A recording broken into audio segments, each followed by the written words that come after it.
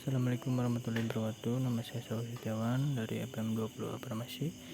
Saya ingin menjelaskan tentang biokimia, yaitu metabolisme enzim.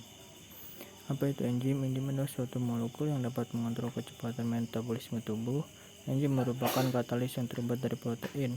Dalam hal ini, enzim tidak ikut serta mengubah suatu zat dan dapat digunakan secara berulang kali. Sifat-sifat enzim antara lain: satu, bersifat sebagai katalis, artinya enzim dapat mempercepat berbagai reaksi kimia di dalam sel.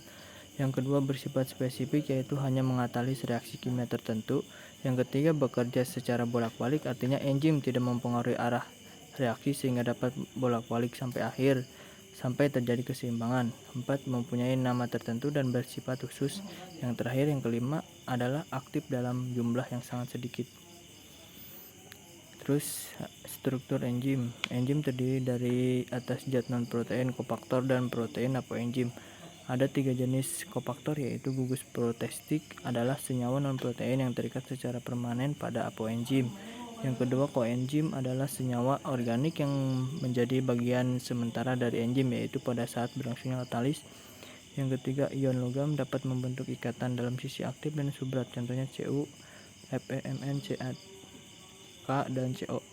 Macam-macam enzim berdasarkan tipe reaksi kimia yang dikatalis. Macam-macam enzim antara lain: enzim hidrolisis, enzim oksidasi reduksi, 3, fosforilisase, 4, transferase, 5, karboksilase.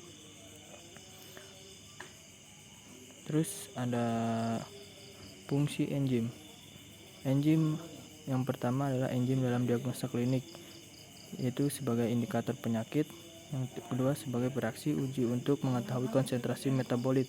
Yang kedua, enzim dalam bidang industri, ada amilase, impertase, papain, renin, oksidase, glukosa, protase, mikrobial. Yang amilase untuk zat pemanis dan fermentase. Investase yaitu pembuatan gula invers untuk kembang gula roti.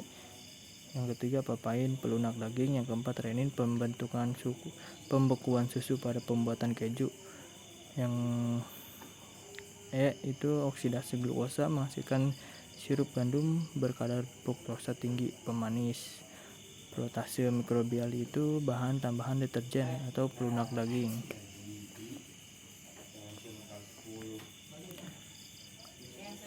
Nah, di sini ada faktor yang mempengaruhi kerja enzim, yaitu temperatur. Yang kedua, perubahan pH. Yang ketiga, konsentrasi enzim dan substrat. Yang keempat, adanya zat penghambat atau apiator.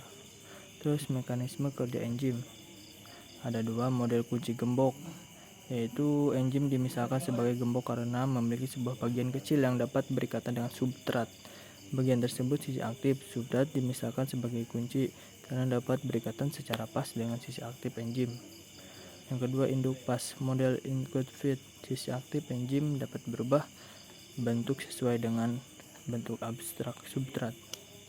Nah, di sini ada contohnya itu. Jadi si enzim dan si substrat itu menyatu sehingga membuat kompleks enzim.